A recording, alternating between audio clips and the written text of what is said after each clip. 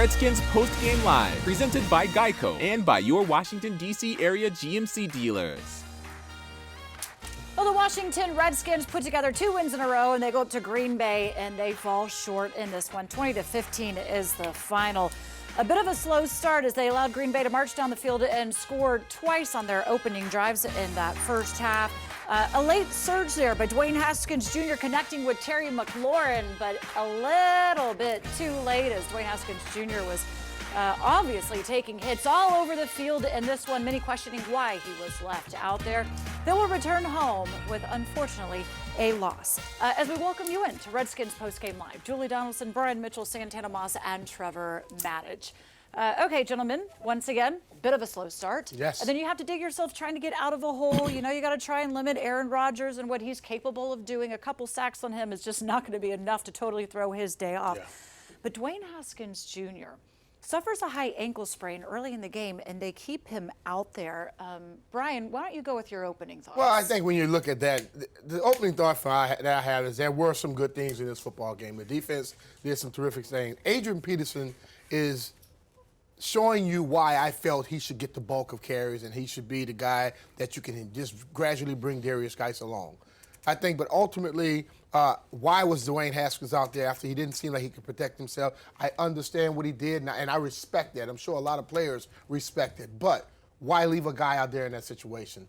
He stayed in, he did some good things. Terry McLaurin is still another bad dude. You know, it's just, they do what they do. But a lot of things, injuries on this team constantly happens. Guys make mistakes at the wrong time. If they could correct those things, they could play just about with anybody. Look at this game. Yeah. As bad as the offense showed early on, they were still in this game at the end with Aaron Rodgers, the greatest everybody want to say, but still they were in this game because of the defensive play. Yeah, I think the defense was really the star of this game for the Redskins. They started out really slowly because they had missed assignments that Aaron Rodgers took advantage of. But even with those missed assignments that led to big passing plays, Rodgers only averaged about 5 yards per pass attempt. I mean, if you said that would happen going into this game, you'd take that in a heartbeat. The defense tightened up. They played hard. The young guys that Rodgers went after played well, by and large, especially Jimmy Moreland. Jimmy Moreland had some outstanding plays that won't show up in the stat sheet, which we'll talk about during this show. But I thought the defense, after a rough start, really tightened up. I think what I take from the game is the last few games, this team has showed competitive football. Yeah. You know, one of the things that I've been wanting to see week in and week out, way before they got to this point in the season, is just them compete. And since the interim head coach has been in place, he has showed us a competitive football team. So I tip my hats off to the coaching staff because it's hard to be in these situations that they are in, fighting for their jobs and just trying to have this team show up every Sunday, and to see them go out there and compete with the team that they just played against, Aaron Rodgers and Green Bay, and how good they've been playing. They've been flying high all season long.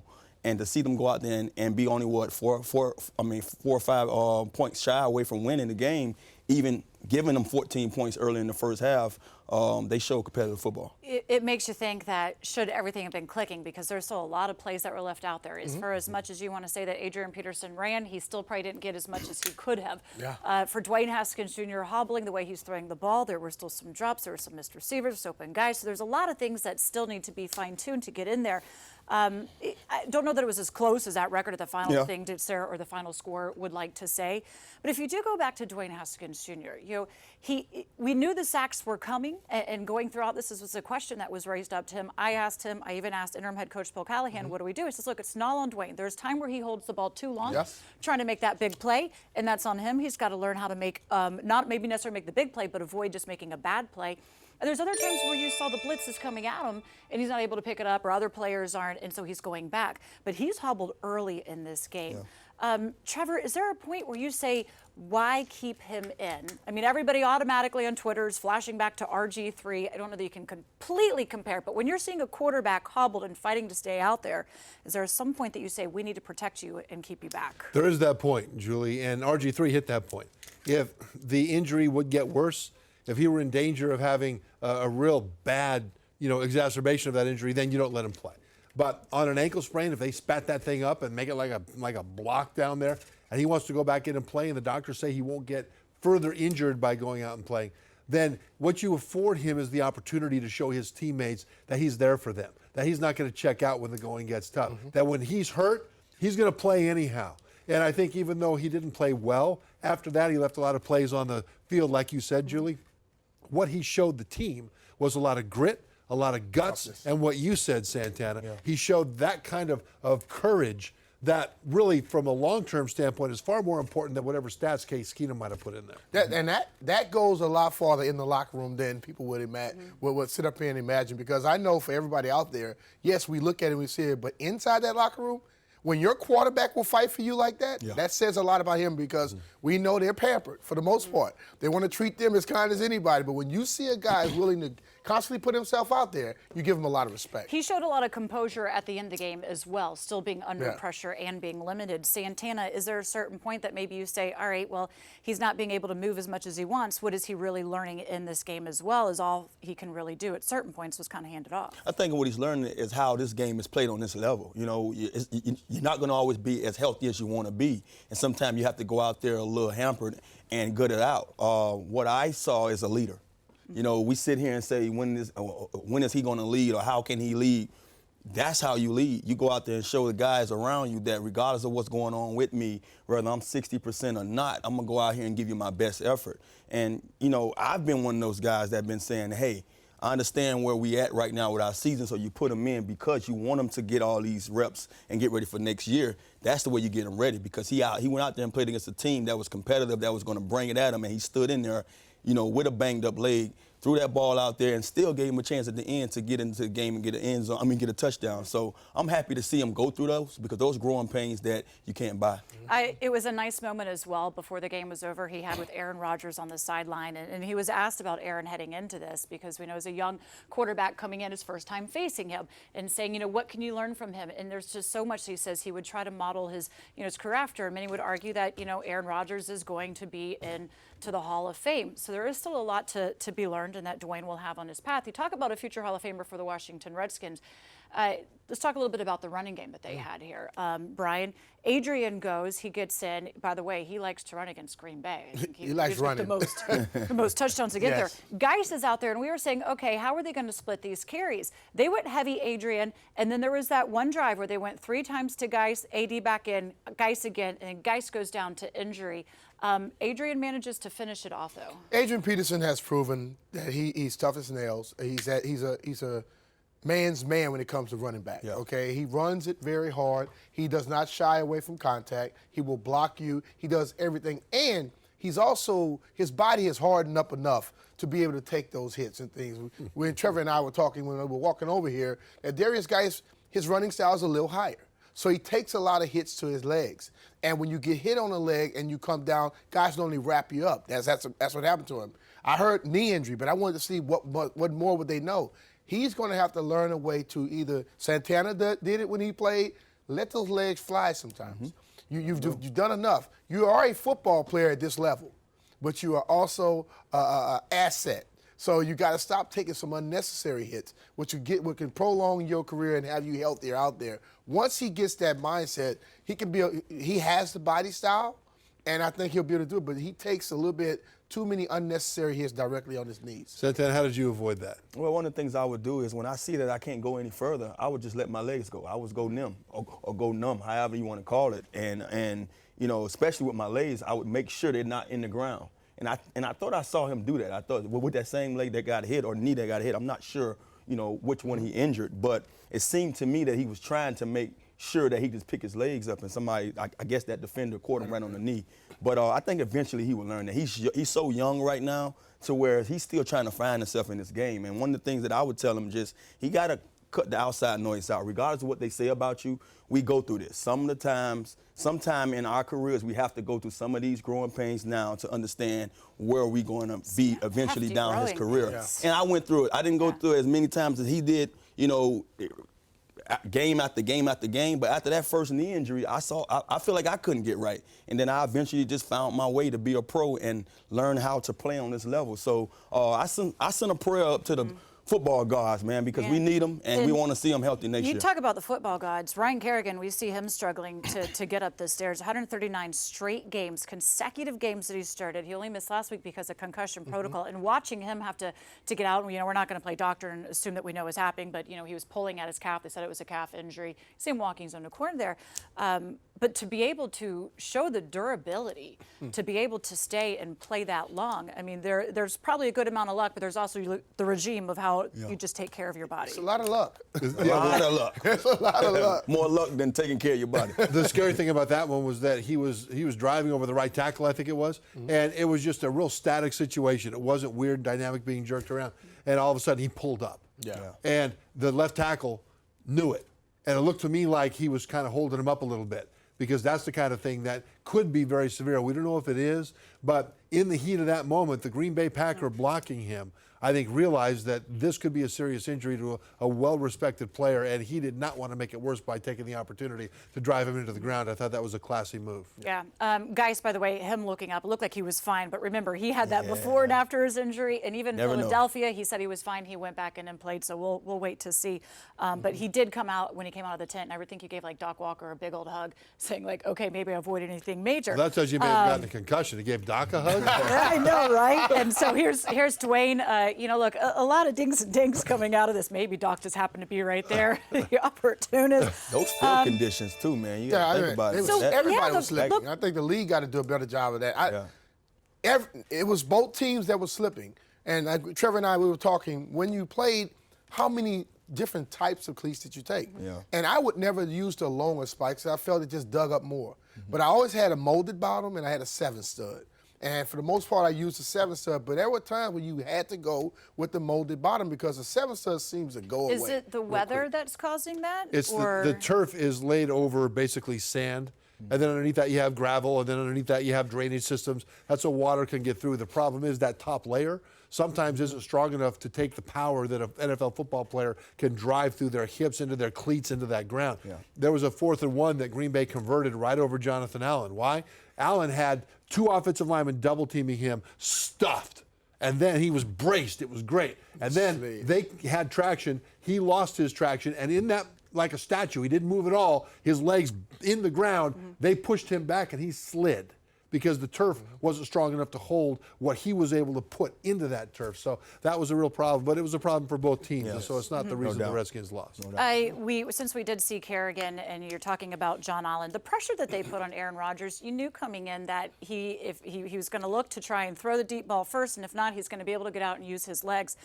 There were times where I feel like he was under pressure and uncomfortable, and I feel like there's other times where he's just sitting back all day long singing a song, waiting to try and find who's going to throw the ball to. Yeah. He's savvy. But sometimes they'll bring pressure. They'll have specific stunts or blitzes, and they'll get there more quickly. Sometimes they show that, then they drop out. The idea there is to have more guys in coverage to try to confuse him, and sometimes when you do that, there's more time to throw. So how would you grade what they did on Aaron today? I think they did a great job of putting pressure on him, but the thing about Aaron Rodgers, he did the same thing to them that he does to everybody else. Yeah. We saw a few plays early in the first half where he was surrounded. And what does he do? He turns his shoulder, he goes down, he comes out of it. And another thing about Aaron Rodgers, if you watch him well enough, he's looking here. But he's watching over here, and he throws footballs in different angles. He's looking down the field, and he throws the ball across his body. Patrick Mahomes does that. Those guys have done this game so long, they know how to play with defenses with their eyes. He did a great job of that. And when you look at him, I think Aaron Rodgers is what Carson Wentz was in his MVP year he was trying to play. He does that still at this later stage of his career. And you think you have him, and all of a sudden he comes through. He doesn't have a way to throw his arm, or he'll throw the ball from down here, and it's a touchdown on you. Part of that, though, is he's played so long that he knows what the defense is going to be. He can be looking over here. He'll see certain guys doing things. He knows there's only one guy left over there. You know, and where must he be based on the route combination on that side? And so he'll kind of know immediately. And then as he goes to throw it, confirm it right as the ball gets released. This is something Dwayne Haskins can learn from. It's not Haskins' fault that he doesn't know as much as Aaron Rodgers yet. Well, but and remember, Aaron Rodgers had a lot of time sitting behind Brett Favre to learn as well. And so for where he's at, I think just turned 36 or is turning 36, there's a lot of wear and tear that he doesn't have on his body for that age. But we do now go back out to Lambeau Field and bring in our Redskins Insider, presented by Oarsman Automotive of Virginia. JP Finley joins us. JP, we were watching a lot of the guys kind of coming up that long stairwell case, and it was shot after shot of players that went down for injury or that were banged up. How bad was it? Yeah, obviously this is a tough game for the Redskins in terms of physical injuries. And like you said, it's 2 long flights of stairs up to the locker room here at Lambeau Field. And we watched a number of players kind of labor up those stairs. Obviously, the biggest concern is Dwayne Haskins. The Fox broadcast of the game reported that he was playing with a sprained ankle. When Coach Bill Callahan talks here, he's going to get peppered with questions about why did you leave Haskins in? Why didn't you go to Case Keenum? I understand that Haskins made some throws in the second half of that game, and personally, he impressed me with his toughness to stay in that game when he was clearly hurt. But you got to wonder, I mean, Haskins' future is the most important thing going on in Washington, and was his future in jeopardy by keeping him on that field? That's something we're going to have to hear the coach explain what went into that decision. Knowing Dwayne a little bit, I bet he absolutely demanded to stay on the field, that he was okay, that he was able to gut it out. I also saw Ryan Kerrigan and Darius Geis come up those stairs. Geis looked fine. He came up, ran in, jogged into the locker room, but we've seen this from Darius before in Philadelphia and even last year in New England. When he's had the major knee injuries, he's been fine that day. Now, if I had to guess, there'll probably be an MRI for Geis tomorrow once the team gets back to Ashburn. Kerrigan, it was reported that it was a calf injury. He had a big sleeve on his calf going all the way up, almost to his knee. I know that there's some speculation on Twitter and social media that maybe that's an Achilles injury. We just don't know yet. I'm sure the doctors are looking at everything, and there will probably be lots of MRIs when we get back to Ashburn. Clearly, though, the story of this game, I think is twofold. How impressive Haskins was playing with injury, and the decision to let Dwayne Haskins play through that injury. There's a lot of help with the run game on some of the drives that they had. It was just running the entire way through, where Haskins would only connect maybe on one or two different passes. But that one at the end to Terry McLaurin, look, they were also working Steven Sims Jr. into there, Kelvin Harmon. I mean, these are guys he hasn't really had tons and tons of time getting into sync with. What do we think about what you can make of the passing game? You know, I actually think Haskins has had the most time getting in sync with guys like Steve Sims and Kelvin Harmon, because when he wasn't starting, neither were those guys. You know, I mean, Case and Colt were working with Paul Richardson and other receivers that are no longer on the field for the Skins. I think the catch Terry McLaurin made is an all-time highlight. The one-hander, go up and get it. That's why you give your guys a chance to make a play. It was an impressive one. And then how about also the run game, or the run defense, should I say? The Washington Redskins had done pretty good not allowing a 100-yard rusher, but they seem to have allowed that to happen today. 134 yards, not from Aaron Rodgers, but from the other Aaron Jones. Aaron Jones was really good today. I think defensively they were really focused on trying to get home on Rodgers. They got a lot of rush on Aaron Rodgers throughout this game. He was on his back a lot. He got sacked a number of times. Defensively, sure, Aaron Jones had a good game, but that Packers offense is pretty darn good. I think you got to salute what the Redskins did defensively today. Honestly, I don't know that the Skins played poorly today. They just ran up against a good team on the road and had a number of guys get hurt. I wonder, late in that game, late third quarter, early fourth quarter, when AP was getting the ball a lot and then you saw him get spelled by some Wendell Smallwood carries, if that was AP and Geis and they were able to tag team it like they did last week in Carolina, this game could have gone differently. I think this is a pretty impressive effort from the Redskins, frankly. All right. Thank you very much, JP. Of course, we look forward to all reports coming out from you up there, and as well, whatever interviews come as well. Thanks, Julie. Well, we have a lot going on here on our network. Much more Redskins coverage ahead, but when we're done, it's time for some hoops. A marquee matchup for you tonight. The Clippers are in town to take on the Wizards. Coverage starts at 5, tip-off at 6, and it is right here on NBC Sports Washington. And, of course, we always have the image of the game. Charles Matthews is drawing that for us. Just head to NBCSportsWashington.com, and you can be able to see how all of his drawings come out at the end. And here you go, Haskins with a nice moment with Aaron Rodgers. And Adrian Peterson, we talk a lot about him and the way he was able to run. He has now got another touchdown at Lambeau Field. That's his 8th at Lambeau. That's the most by any opponent up there to get into the end zone. We'll have more on him when we come back. I'm Adrian Peterson, and you're watching Redskins Postgame live on NBC Sports Washington.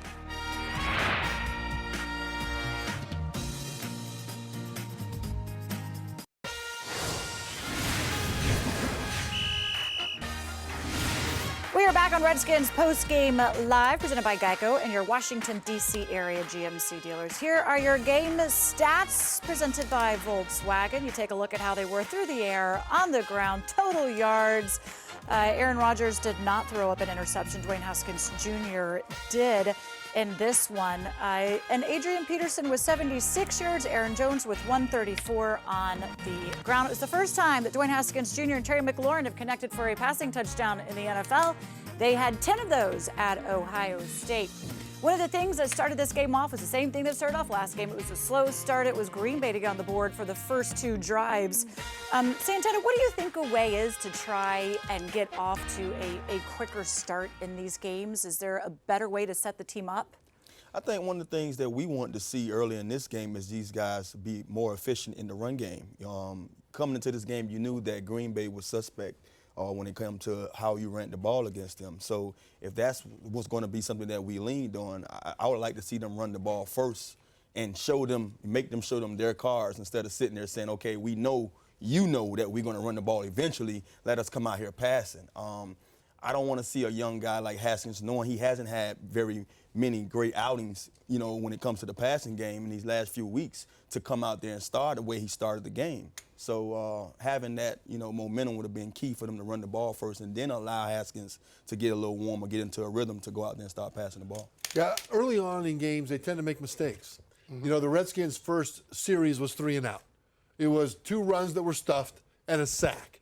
The very next play, Green Bay comes out to run their first play, and it was a missed assignment by the Redskins secondary, and it was a big play in the passing game. So right now, the Redskins are on their heels, and Green Bay thinks they got something going on, which is one of the things that made it impressive for the Redskins, especially on defense, that they were able to get a grip on things after Green Bay started out so fast. But really, the way to start fast is just don't make mistakes. Yeah. You script everything out on offense, so you know what's going to happen. You visualize in your mind what the defense might do. It's one of the reasons most teams are most successful in their first couple of drives. Green Bay was, right? And after that, they weren't. But the Redskins haven't been able to turn that concept into consistent success because of mistakes. And then on the other side, the defense allowing other teams to be able to get going as well the past few games. That's something that needs to be locked down as well. We're going to go back out to Green Bay as it is time now here from the interim head coach, Bill Callahan. Yeah. Who's first? Okay. Let's start with questions. Bill, can you give us any kind of update on Darius Guice? What happened? What conversations were had on the sideline? A leg injury, as far as I know, and I'll know a little bit more after our doctors examine him. Right now, they're in the examination room taking a look at him. Right now, they're taking a look at him. Yes. Okay. Yes, and they did earlier. Dwayne Haskins was out there limping around a little bit. What can you say about that? And also just him staying in there today despite getting banged around a little bit. I thought he played hard and tough, and there was no reason he was cleared. I mean, he was, we just noticed that he was skipping around, but he was fine. He battled tough. To his credit, I give him a lot of, credit for hanging in there and playing tough. And he was banged up. So, yeah.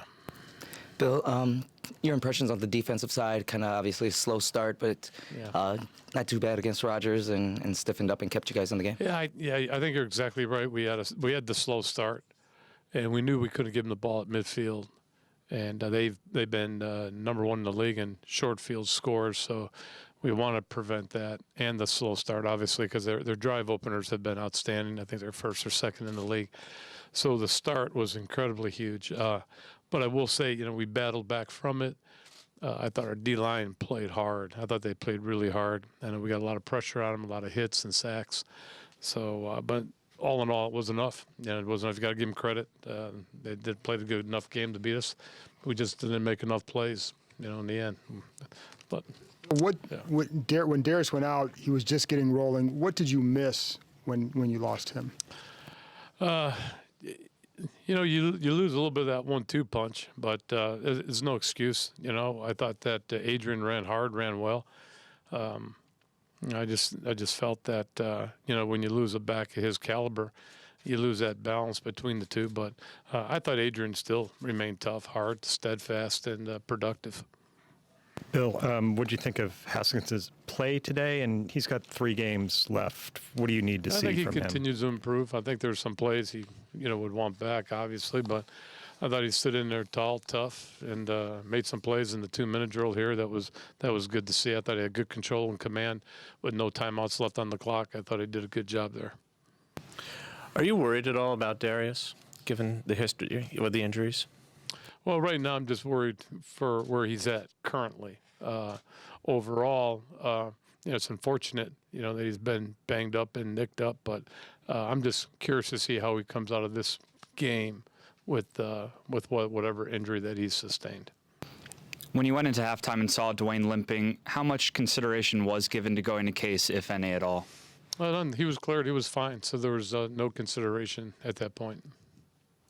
Obviously, you'll have a better chance to look at the sacks given up when you look at the film. But what's your initial sense as to the sacks given up? Kind of was that on Dwayne at times holding the ball the line, things like that?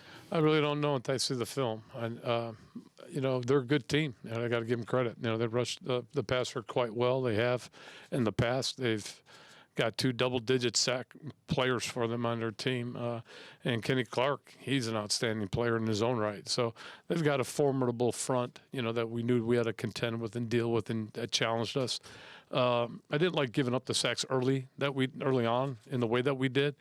I thought that put us behind a little bit. And then some of the penalty issues that we had, on early downs, on first down, they're drive killers. It just kills your chances in half. It's a 50-50 chance, to score when you have situations like that occur. Hey, Bill, with Ryan Kerrigan, was a calf, but how serious is that? Or it wasn't his Achilles at all, right? I don't know. It's calf. It was explained to me as a calf injury, so I don't know the depth of that yet. The second straight week where you've gone down early, where it looks like you've dug a pretty big hole, and we're able to at least, fight back each time. I mean, there's got to be something to that where you. Yeah, as I addressed the team here just a few minutes ago, I thought our grit was good. We were resilient, we persevered, but we didn't finish. And I think there's a lot of inner drive. There's a lot of guys that dug deep today, that played hard, and that's all good. But collectively, we didn't come out with the W, and that's the bottom line.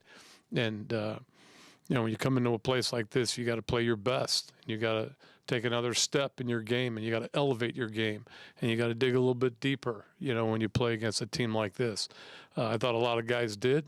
I thought as a team, we didn't, raise ourselves to that standard collectively, where we had an opportunity, to jump up on them, and we didn't start fast enough early on, to get that feeling to really get our edge going. So that was a little disappointing. Hey, Bill, going back to Dwayne, I know you say he was cleared, but there were times where he wasn't, at least initially, wasn't moving as well out there. Did you notice anything with him in the pocket there? And at that point, do you have to go did, double? But he's a competitor, John. Didn't want to come out. He felt fine. He felt good. And there was no medical reasons to make a switch or anything of that nature. It never entered our mind or anybody else's mind. So we rolled with Dwayne. I mean, he battled hard and battled through some tough bumps, I guess. But there was never an instance where we were thinking of taking him out of the game. It never occurred to us.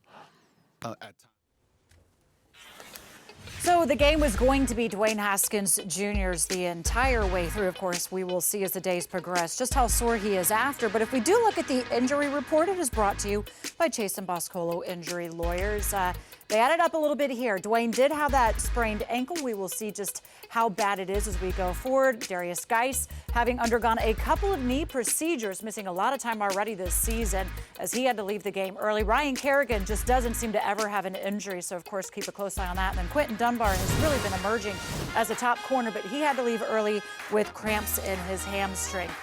So the Washington Redskins go to Green Bay and they fall 20-15. They are now 3-10 on the season, while the Packers are now 10-3 on the season. We'll get more player reaction when we come back.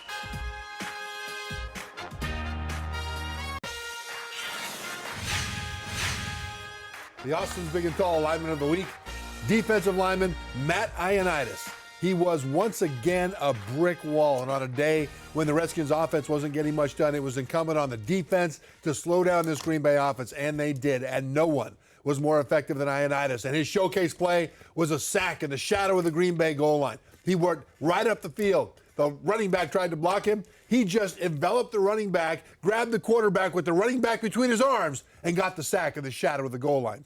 Austin's Big and Tall lineman of the week, Matt Ioannidis. Matt Ioannidis and the rest of the guys trying to get some pressure. And Ioannidis has been a very nice surprise. Of course, he got that big contract during the offseason as well coming in here. There's been times where they've been quiet, but over the last 9 straight games, they've had at least 2 sacks.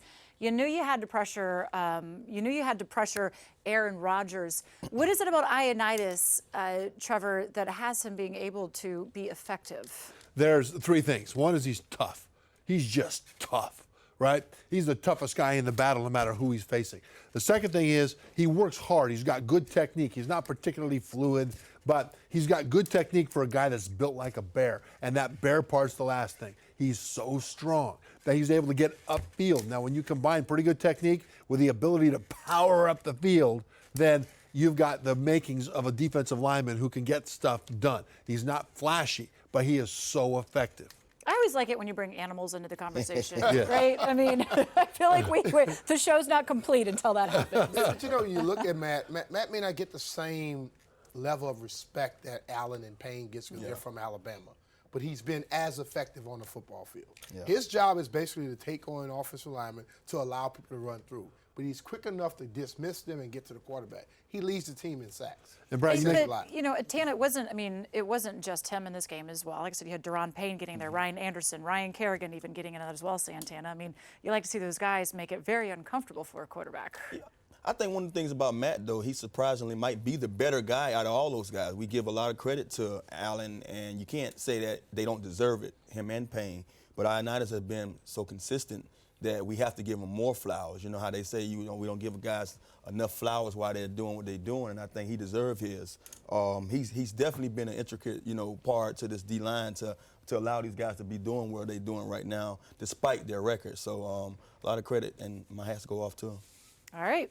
There you go. Trying to bring the pressure, make the quarterback uncomfortable. So far, the Washington Redskins being able to do that as of late. Tonight, there is more football to be watched. It is Russell Wilson and the Seahawks facing off against Aaron Donald and the Los Angeles Rams. And you can get in on the action playing Sunday Night 7 for free on the NBC Sports Predictor app with $100,000 in guaranteed cash prizes handed out every week.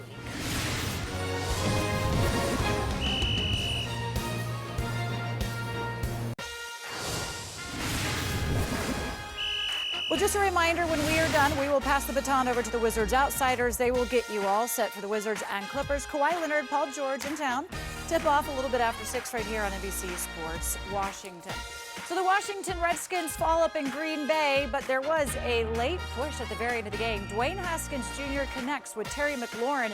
McLaurin now with 6 touchdowns. That is the second most for a rookie in franchise history for the Washington Redskins. Here he is with J.P. Finley. McLaurin. These catches you're making, you're not a rookie. It's impossible to watch. You just got to see your one-handed catch in the end zone. Yeah. You didn't even think it was a one-handed catch. Tell us what happened on the play. That was a play that we've been working all week, and we got the look. I got pressed, so I was anticipating off, but I knew man situation. I was going to get the ball, so I just went to widen the hole for Dwayne. As soon as I hit my outside foot, he threw it, which is great timing, and I stuck my hand out there, and it stuck there. So. That's my first one-hand catch in my career. How cool is that? It's pretty cool. Somber because we lost, but I don't have any quit in me. I feel like our team doesn't, so I'm always play to the final whistle. But I'd be lying if I said it wasn't really cool. How hard did Dwayne throw that ball? He threw it pretty fast.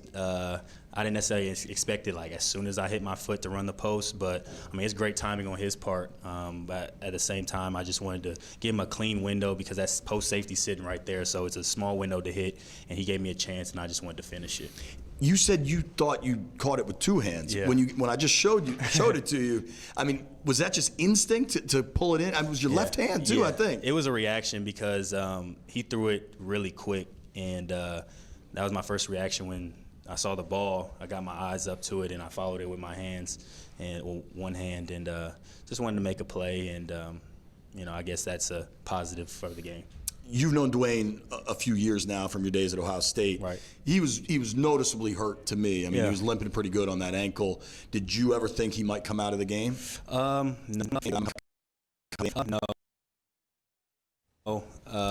know Dwayne. I've known him. Tough guy, and I feel like he gives a good chance to win games, and I knew if he was out there then he was going to be good to go, And, he was hobbled a little bit, but he was not going to use that as an excuse at all. So it was cool to see him fight through it. We just hope he could get healthy for next week. Did you think at any point he should come out of the game? I mean, I'm not a doctor, so I feel like, if you can play, then you try to play, but only that person knows how bad it is. And he's a tough guy. He's a guy who's trying to earn the respect of his team. Sure. He's a quarterback. He's young, so I feel like stuff like that really puts you in a step forward to get some respect, because he was noticeably hurt, but he fought for us. My last one, you guys have young guys playing all over the field. Right. You're at Lambeau Field going against Aaron Rodgers, and you fight to the last whistle. Yeah. Dwayne's diving headfirst at the goal line for a 2-point conversion. Yeah. How resilient is this football team? I just feel like we had a lot of hungry guys. It's not resulting in the result that we want, but, we have a group of people, players and coaches who are not willing to quit no matter what. So, we just played a playoff team at their place, hung in there. We just didn't make as many plays as they did down the stretch. A little bit of a mixtape going on in this one. That's what happens when you try to get things back. Terry McLaurin, though, that is the 8th game that he's had at least 50 yards. You take a look at the final score. Look, it could have been more if there were even more catches. You saw Dwayne trying to target him earlier, as well as Steven Sims Jr., Calvin Harmon. Unable, though, to pull off the victory up in Green Bay, but they did have chances and opportunities. If we go back to Dwayne Haskins Jr., and McLaurin knew him, played with him alongside Ohio State, and as we were saying, Dwayne wasn't going to be the one to take himself out. No player really is going to be the one that says, hey, you know what, I got a bum ankle, I'm going to go. If they think that they can, they will. It's going to be the coaches. That is something that Callahan put to rest. Santana, though, to look at what Terry McLaurin is doing and just the decision-making that you saw from Dwayne Haskins in this with where he was going, how would you say that his presence was today? I think when you look at both of the guys, they're playing on a level that you want to see them at this age or this this step in their career. I think coming out of college, you don't expect much from rookies. And when you're a quarterback and a receiver and you're pushed into those situations to go out there and be the starter every week, you want to go out there and give your team a chance. I think with Haskins, no one wants to see him be in the situations he's in right now with a team that's don't have much going on, not winning. But there's a future, and his future could be bright. But I think right now these growing pains is going to help him get to that point when he can be that guy we talk about. Trevor, we were saying at the beginning, there were open receivers that he missed, and there were shots that we thought were maybe a little bit too, one way or the other, that they weren't connecting. Yeah, there were some terrific throws, and there were some throws that should have been completed that weren't. And I think that there were times in the pocket where he held the ball for too long. And there were times when he got the ball on time. There were a couple of times when he threw the ball incomplete, but it was, drop, set, throw. And it was incomplete, and we were all really happy about that. Exactly. Because he's much better off making a quick decision than to try to decode things. Because when things really go south with Dwayne is when he sits in the pocket, he's not quite sure what he sees, and then he just kind of looks around, and he's not Lamar Jackson. So he's got to get that ball out, and we saw some of that, and it's a building block for the future as he watches it on tape. You were talking earlier on how Aaron Rodgers is able to kind of look off defenders. I know that's something Haskins is working on. Kind of how long of a progression is that, though? Well, it's depending on the player. It could be late in the year. It could be the next year, his second year, or his third year. Aaron Rodgers has been doing this for 13 years now, so he probably has seen everything. You watch Tom Brady, Drew Brees. Those guys know what's happening before the ball is even snapped. Once Dwayne gets to that, he'll be throwing the ball a lot sooner. A lot of times he gets caught waiting. That clock goes off in your head. It's about 3 to 4 seconds. You got to let that ball go. Because right after the clock goes off, the defense hits you in the head. Yeah, so there's a correlation there. Yeah. There are a couple times we said that throw might have had a chance, the receiver might have had a chance, but you saw Dwayne kind of pumping it a little bit there to try to get to it, hesitating. All right, progression. As soon as we sign off to the progression for the night on the network, it is going to be the Clippers, and you see the progression of the artwork right there. You can go to NBCSportsWashington.com and see how it does. It is Dwayne Haskins Jr. and Aaron Rodgers so far in this picture. But it will be the Clippers coming up in town, taking on the Washington Wizards. Bradley Beal leading the Wizards this season. We'll see how they can keep things on track and get back on track down in DC.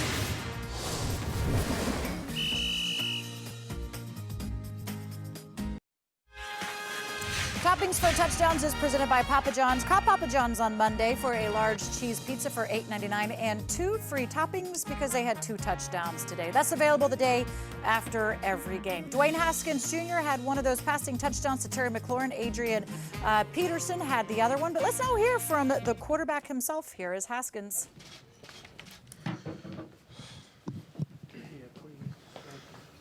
Wait. All right, I think I'm good.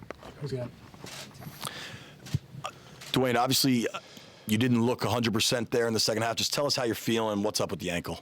I'm all right. I hurt it in the second quarter of the game. Had to battle through it. A tough injury, but I'll be all right. Dwayne, did you ever think about coming out? And I guess just how was it to have to kind of fight through it? I mean, it was pretty noticeable that you were limping out there. There was no way I was coming out the game. I hurt my ankle in last high school game of my career, and I didn't come out. I wasn't going to come out now. So, there was talk about it, but I was going to play through it. Because of that, do you, when you look back at the second half, what stands out to you about what you were able to do? Because it looked like, things were going better for you in the second half, even despite that. So I just got sitting there and taking on the chin. So that's what happened, and we had to throw the ball on the field and make some plays, and I couldn't move the way I usually could, and that's just part of his playing position and just playing, trusting my eyes, and maneuvering in the pocket when needed to. Yeah, you said you couldn't move as well. In what ways did that ankle limit you, and how much was it limiting you? You've seen it. I couldn't really move too much. Times where I felt like I could have broken out of the pocket or made a guy miss, kind of just sat there, and, it is what it is.